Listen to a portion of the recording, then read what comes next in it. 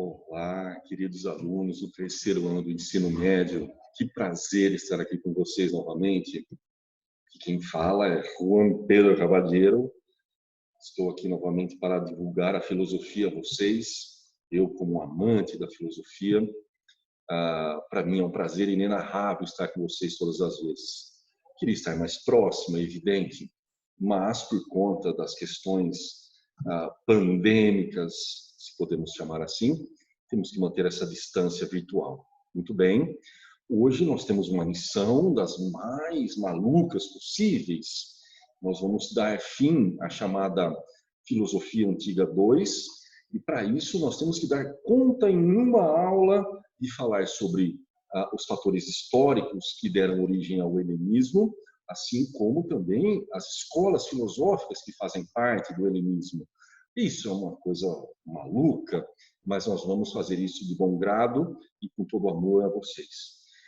Vejam, se a aula de hoje tomar uma dimensão maior do que as costumeiras, aquelas que foram passadas, vocês me perdoem, tá, meninos? Não fiquem chateados comigo, não me xinguem, não me ofendam, porque é uma missão bastante maluca nós colocarmos em prática todo esse montante de conhecimento num período curtíssimo de aula. Então, sem mais delongas, vamos à aula de hoje, meninos. Contextualizando as páginas que nós estamos, nós vamos usar as páginas 35 até a página 37.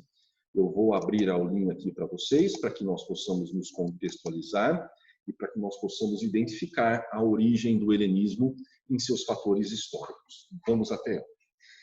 Aqui nós temos um mapa que identifica vocês, meninos, uma guerra que ocorreu entre Esparta e Atenas. Essa guerra ela foi ocasionada principalmente por fatores econômicos e políticos envolvendo o domínio ateniense após as guerras médicas e, obviamente, que envolveu todo o mundo grego. É interessante notar, um dos fatores a serem notados nesse processo é justamente os conflitos que se deram depois das guerras médicas e a formação das duas chamadas ligas, a chamada Liga de Delos e a chamada Liga do Peloponeso. A Liga de Delos ela era liderada por Atenas e a Liga do Peloponeso ela era liderada por Esparta. Essas duas ligas acabaram entrando em conflito e, obviamente, as cidades-estados que estavam atreladas a esta ou aquela liga participaram efetivamente dos conflitos. E esses conflitos, meninos, que duraram aproximadamente 27 anos, acabaram estarrecendo o mundo grego, acabaram desfalecendo o mundo grego. Isso significa que, apesar da vitória espartana, da aparente vitória espartana, o mundo grego se tornou um mundo, em seu contexto militar, principalmente no seu contexto econômico, extremamente frágil. A fragilidade do mundo grego, posteriormente a essa guerra, ela fica tão notória que uma área ao norte da Grécia, chamada de Macedônia, ela começa a se estruturar militarmente e muito rapidamente os macedônios acabam invadindo aquilo que nós conhecemos como civilização grega.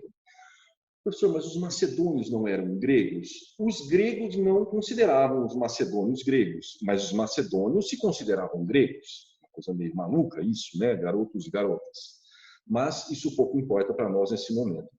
O fato é que, pouco a pouco, os macedônios eles conseguiram unir as suas tribos, unir as suas supostas diferenças e canalizar uma centralização política na figura de Felipe II. Felipe II, ele montou um exército razoavelmente bem guarnecido, com táticas de guerras bastante avançadas, já que havia uma troca de informações entre o mundo grego, o mundo persa e também outras áreas do mundo antigo, que fizeram com que Felipe II colocasse em prática uma série de táticas que favoreceram a ele a rápida incursão no mundo grego. Filipe II dominou de uma forma abrupta a região da Tessália, que é uma região ao norte da Grécia, e pouco a pouco ele foi invadindo regiões que nós chamamos de centrais, até atingir a cidade de Atenas. Essas regiões elas foram dominadas por Filipe II. Quando chegaram até Esparta, houve uma espécie de acordo entre os macedônios e os próprios espartanos, mas ao final desse processo, no conjunto final de conflitos existentes entre macedônios e gregos, os macedônios, sob a liderança de Filipe II, autenticaram a sua dominação sobre o mundo grego. Vejam que interessante. A história ela é feita de recortes bastante severos, e esses recortes, obviamente, que nos induzem a deixar de lado uma série de fatos marcantes. E um desses fatos marcantes que nós poderíamos narrar com bastante ênfase, com bastante êxtase, foi justamente a morte de Filipe II. Havia um conflito entre os macedônios em relação ao que fazer com áreas determinadas da dominação macedônia sobre os gregos. Alguns generais queriam colocar em prática uma espécie de restrição aos indivíduos gregos. Essas restrições elas chegavam ao termo do escravismo, e Filipe II não via com bons olhos essa situação. E dos conflitos entre generais e Filipe II, acabou resultando na morte, no assassinato de Filipe II por um dos seus generais. Que situação melancólica para os macedônios. Mas pouco se esperava o que vinha pela frente. Ao invés dos macedônios lograrem essa perda, eles podem levantar a mão para o céu, porque o sucessor de Filipe II foi justamente Alexandre Magno ou Alexandre o Grande. Como era grande Alexandre? Com seus 1,70 m aproximadamente, Alexandre pode ser considerado o maior conquistador do mundo antigo. Eu achava, nas minhas pesquisas posteriores, que Alexandre havia sido o maior conquistador da história, depois dos romanos. Mas nem outro, viu, meninos? O maior conquistador da história, em termos territoriais, foi Gengis Khan, com seus mongóis. Depois nós podemos falar isso à parte, tá? Mas voltamos a Alexandre Magno, ou Alexandre o Grande. Alexandre, ele foi tutorado, ou ele teve como mestre Aristóteles. Só isso, mais nada. Não precisava mais também, né, meninos? Mas o fato é que Alexandre adquiriu tantas habilidades em relação ao seu poder e tantas habilidades em relação ao conjunto de relações pessoais, que nós podemos admitir que Aristóteles fez muito bem Alexandre e permitiu que Alexandre se tornasse um governante exímio, um exemplo para os futuros governantes e para aqueles que almejam dominar o mundo, como ou um dia tentaram, como Napoleão Bonaparte, que tinha o busto de Alexandre em sua mesa, como Adolf Hitler, uma pessoa muito sensível, por sinal. Portanto, meninos, Alexandre o Grande ele foi uma espécie de espelho para outros grandes generais ou para outros grandes governantes que pretendiam dominar o mundo. O que fez Alexandre de tão especial? Simplesmente ele dominou todo o mundo antigo. E como ele fez isso, professor? Quais foram os traços que marcaram o governo de Alexandre enquanto ele esteve à frente do poder dos macedônios?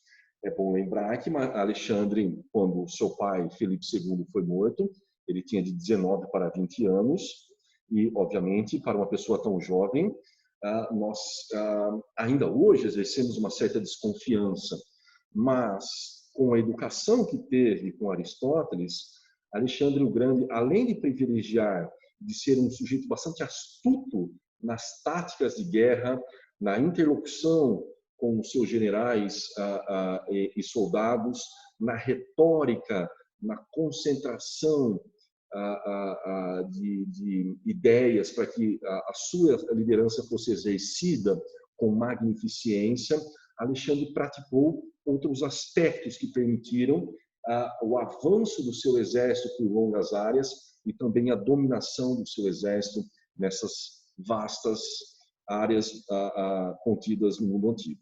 Muito bem. Alexandre, ao conquistar um espaço, ele fazia questão de se reunir com os governantes de forma anterior e tentar achar uma solução diplomática antes que houvesse guerra. Essa solução diplomática garantia aos grupos invadidos conservar a sua cultura, preservar os seus aspectos tradicionais, os seus costumes, os seus hábitos, em troca de pagamento de impostos a Alexandre. Isso se fazia, obviamente, de uma forma bastante exemplar por parte de Alexandre. Alexandre era um diplomata, acho que talvez muito mais um diplomata do que um guerreiro. Palavras ecoavam de sua boca de uma forma reluzente, e isso enchia os olhos das pessoas. Alexandre se casava com as princesas locais, desposava essas princesas, assim como os generais. Então, havia uma espécie de agrupamento de alianças entre os povos dominados e os próprios macedônios. Então, nesse sentido, meninos, contando com a preservação dos aspectos culturais dos locais que eram invadidos pelos macedônios e do encontro da cultura grega trazida pelos macedônios, houve a fusão desses dois elementos. E a fusão desses dois elementos nós chamamos de helenismo.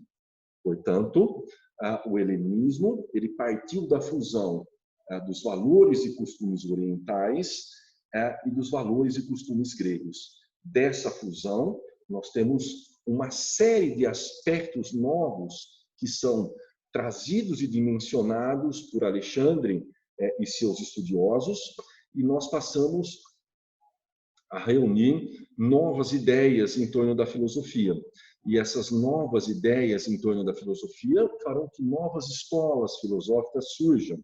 E essas novas escolas filosóficas serão estudadas por nós hoje. Muito bem, meus anjos. Vamos, então, às características gerais da filosofia helenística. Eu vou falar ponto por ponto, pois, se nós ultrapassarmos abruptamente esse aspecto, é evidente que nós deixaremos de lado fatores exponenciais que depois nos farão falta. Vamos a eles, meninos. Muito bem. Quais são as principais áreas de atuação da filosofia helenística? Elas são a física, a lógica e a ética. Nós vamos estudar, excepcionalmente, com mais ênfase, a ética. É evidente o que chegou para nós hoje, o que resta da filosofia helenística e aquilo que se aproveita na sua integralidade está muito mais ligada à ética. Por esse fator, estudaremos com maior perspicácia esse lado da filosofia helenística. Muito bem. Vamos tentar entender, então, como que se desenvolve a filosofia helenística em relação à ética. Vou ler o segundo ponto. Os nossos estudos se concentrarão no estudo da ética, sendo que a produção filosófica nesta área esteve voltada para um conhecimento prático da vida e a busca pela felicidade. Olha que interessante.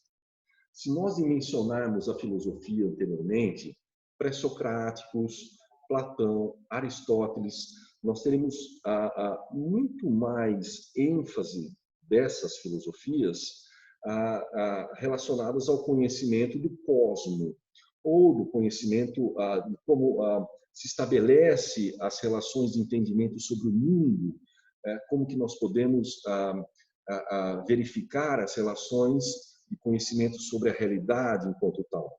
Já a filosofia helenística, ela tem muito mais um sentido prático à nossa vida.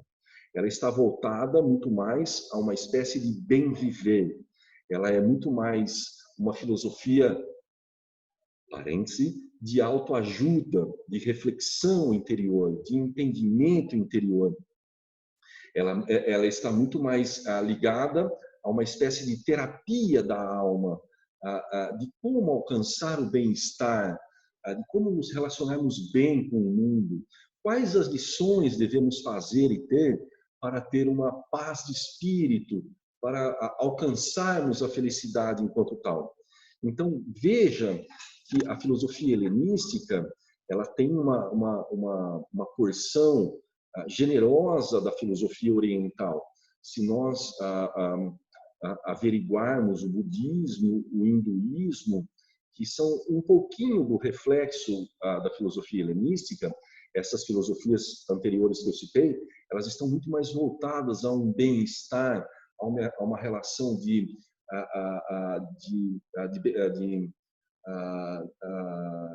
bem-estar com o mundo, uma espécie, como está dizendo aqui no texto, uma espécie de ensinamentos daquilo que nós podemos ser sobre o mundo e alcançar a felicidade em relação a isso. Portanto, meus anjos, terceiro parágrafo, lendo na íntegra, nós podemos dizer assim: o bem viver nesse sentido é, sobretudo, uma sabedoria de vida, algo a ser alcançado através de hábitos ou ensinamentos adquiridos. Hoje nós temos sem número de livros de autoajuda que nos encaminham para esse bem-estar, para essa forma de preservação do ser, desse adestramento da nossa espiritualidade para nós alcançarmos uma suposta felicidade. Nós temos Paulo Coelho, Augusto Cury, nós temos a revista Contigo, nós temos a revista Bem Me Quer, ou seja, nós temos um sem número hoje de revistas que trazem ensinamentos práticos de como ser feliz.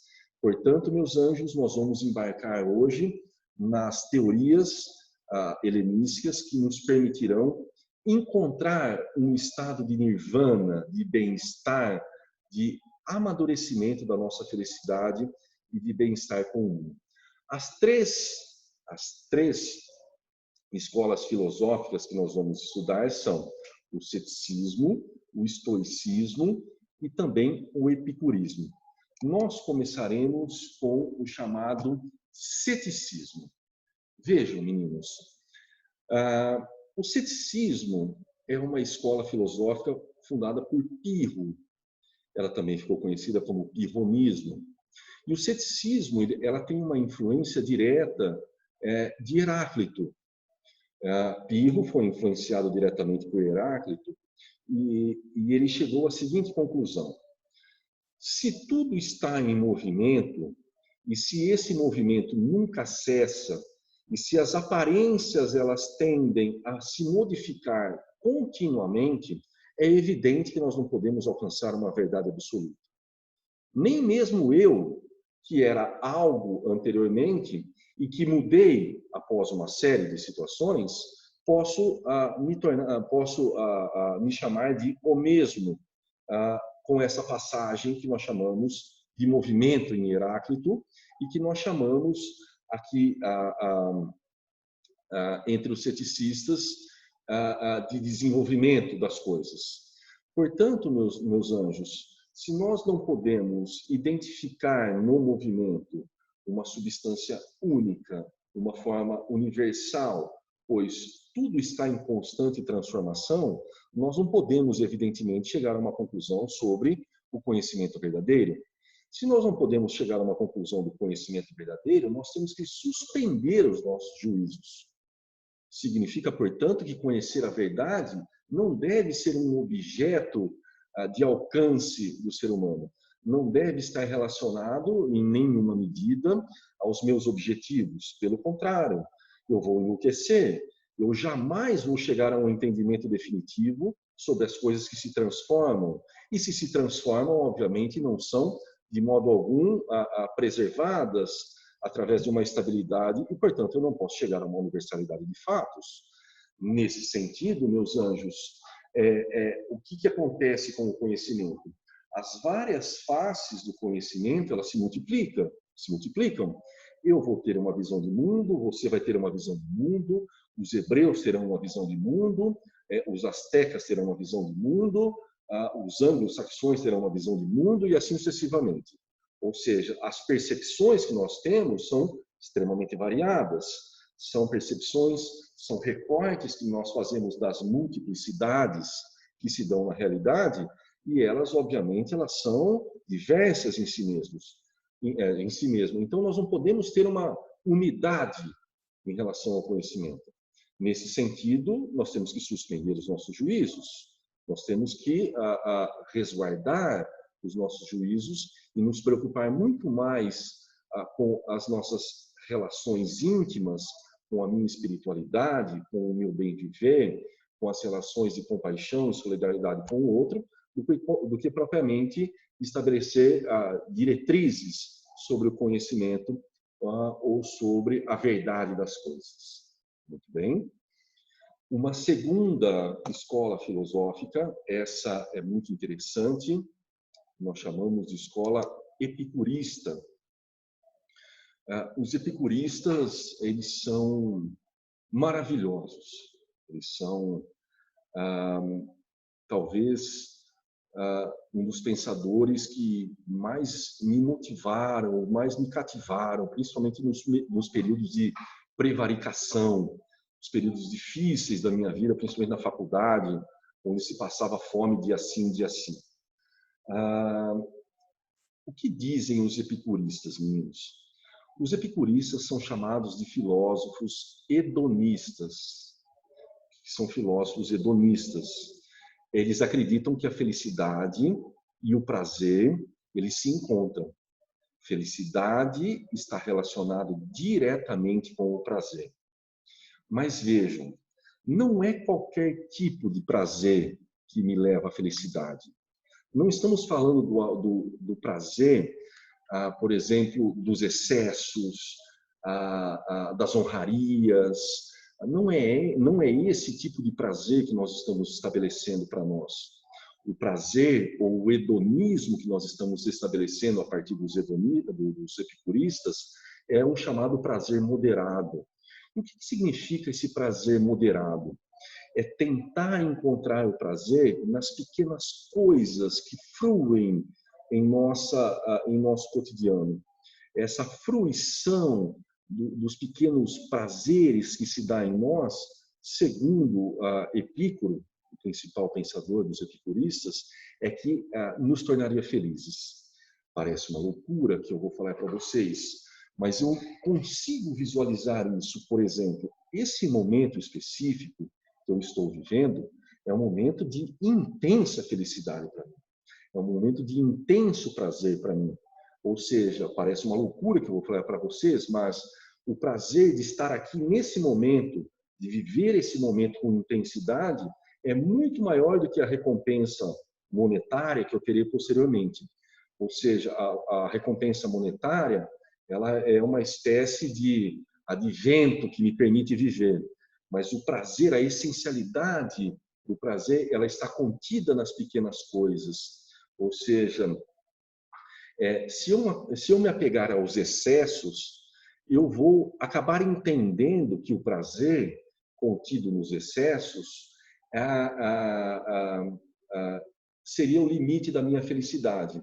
Então, toda vez que eu busco a minha felicidade, ela só vai estar contida nesses excessos. E é óbvio que eu não vou conseguir atingir a minha felicidade todas as vezes nesses excessos. Eu vou, obviamente, vez ou outra, encontrar muito mais a dor que virá posteriormente do que o próprio prazer. Citamos um exemplo. Imaginamos que o prazer esteja em sair, me divertir, tomar todas e me limitar a isso como prazer. No dia seguinte, eu terei uma tremenda ressaca. No dia seguinte, eu estarei extremamente aturdido com as situações que ocorreram naquela noite. Eu posso estar até com uma ressaca moral. Quem sabe eu não fiz algumas besteiras, por sinal. Ou seja, não está nos excessos, ou não estão nos excessos a medida do prazer, segundo o Epicuro. Estão nas pequenas doses, nas pequenas fragrâncias, ou nos pequenos efeitos que, obviamente, o prazer nos traz. Um exemplo maior que o nosso querido Epícoro dá é justamente o exemplo da taça de vinho. Tomar uma taça de vinho ao pôr do sol é muito mais encantador do que sentar à mesa de um rei. Tomar uma taça de vinho contemplando as ondas do mar, por exemplo, é muito mais prazeroso do que propriamente estar rodeado de uma série de pessoas e de estar envolvido em excessos, seja através de drogas, de bebidas, em aspectos sexuais, em aspectos ligados às paixões e assim por diante. Então, meus anjos, viver com intensidade os momentos de prazer, chamado carpe diem, é dar valor às pequenas coisas, aos pequenos traços que nos trazem alegria, a uma leitura, a uma palavra amiga, a um beijo roubado e a outras situações que se somadas, ao final, nos trarão a chamada felicidade. Vejam, meninos, há um dado muito interessante. Tanto os epicuristas quanto os estoicistas, eles falam muito da morte. É evidente que para os epicuristas, a felicidade, né, o hedonismo, o prazer, ele deve ser dado com moderação. E nem mesmo a morte deve nos aturdir. Veja por quê. No momento em que eu morrer, para os epicuristas, eu nada vou sentir. Então, para que eu vou temer a morte, afinal de contas? Ou seja, esse afastamento de situações que, ao final, me levam ao desespero, são extremamente fugazes, são extremamente descartáveis, não são necessárias. Por que eu temeria a morte se no momento da minha morte eu nada vou sentir? Estarei ali, deitado, é evidente que nada se passará em minha mente, os meus sentidos cessarão e, obviamente, tudo terminará. Ou seja, até mesmo na morte nós podemos encontrar o prazer, um pequeno prazer, que é o desligamento, né, das relações com o mundo, e isso, obviamente, para Epícoro é uma sensação de libertação. Mas o fato é que os epicuristas, meninos, encontram a felicidade no prazer, mas no prazer moderado. Um exemplo que eu posso dar a vocês, esses pequenos momentos que nós temos de interlocução aqui através das redes sociais, eles devem ser mensurados com prazer. E esse prazer, obviamente, deve nos trazer uma certa felicidade e um certo encantamento, certo? Vamos então para o próximo. Vamos falar sobre os estoicos.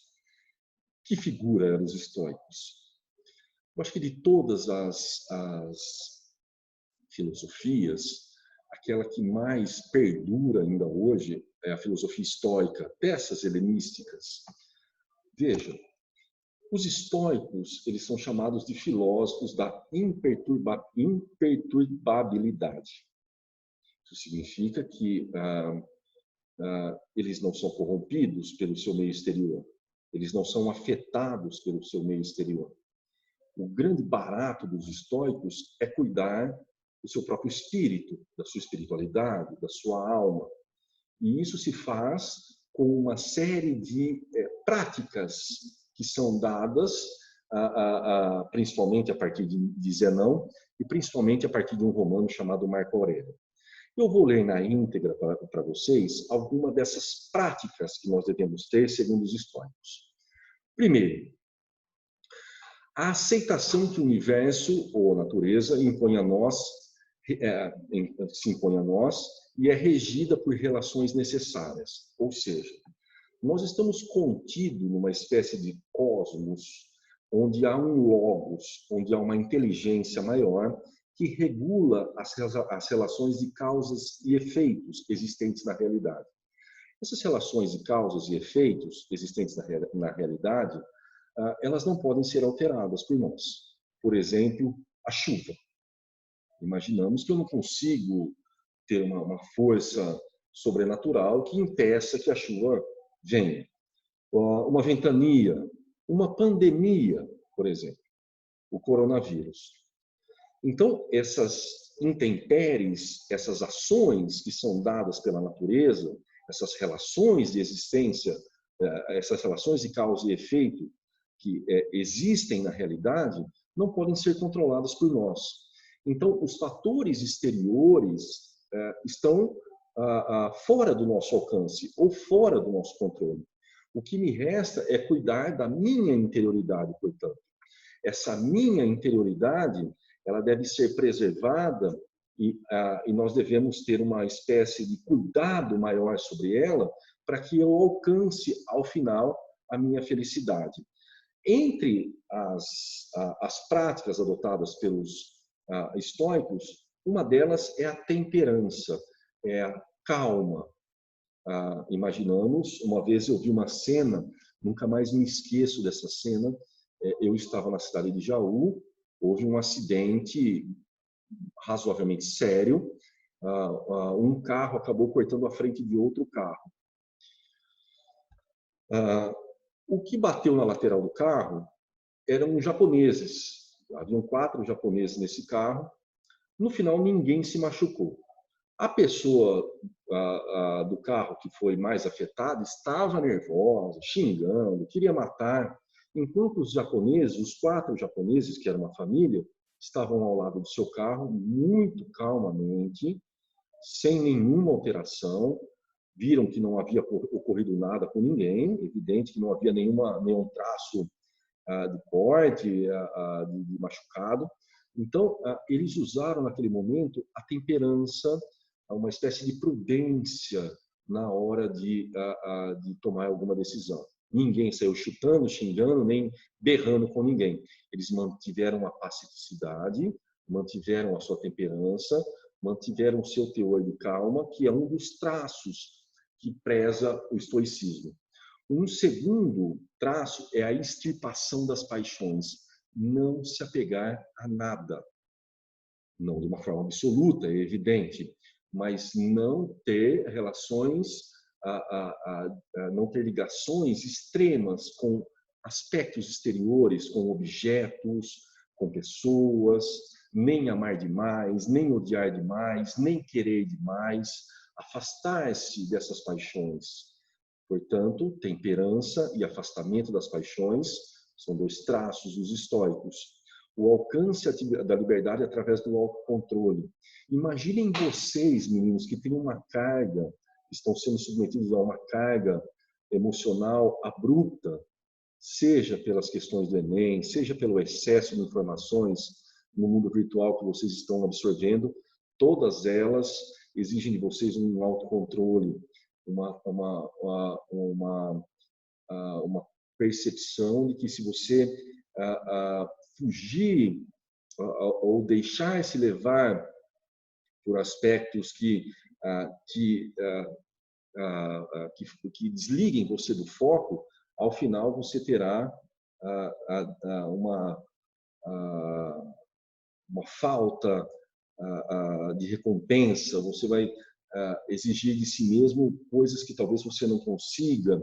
Então você tem que ter um controle de si mesmo, um controle natural, para que nada fuja do seu alcance enquanto eles estiverem sobre seu alcance. Muito bem?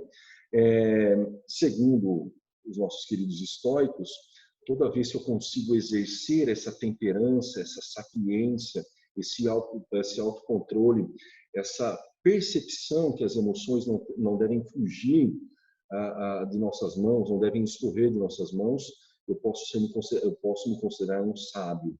Um sábio para o estoico é aquele que consegue viver com bastante tranquilidade, entre elas também a morte. Veja que para os estoicos a morte também não é nada de tão especial, ou seja, o próprio cosmo, a própria relação de causas e efeitos existentes no cosmo, entre elas a morte, todos nós sabemos que vamos morrer, não deve ser encarada como uma espécie de atribulação, como uma espécie de negatividade. Vamos morrer e ponto, segundo os estoicos. Deixei uma frase estoica para vocês, para que vocês se aproveitem dela e tentem extrair alguma coisa a seu respeito. Os homens são perturbados não pelas coisas, mas pelas opiniões que eles têm delas. A morte, por exemplo, nada tem de terrível, senão tê-lo-ia parecido assim a Sócrates. mas a opinião que reina em relação à morte, eis que a faz parecer terrível aos nossos olhos. Ou seja, muita calma, muita paciência, não se apeguem, sem excessos, assim vocês terão uma vida feliz, como querem os estoicos. Tudo bem? Um beijo para vocês. Por gentileza, se tiverem coragem, façam a página 38 e os demais exercícios eu mandarei as respostas através do nosso WhatsApp, tá? Fiquem com Deus, bons estudos e força na cabeleira, meus anjos.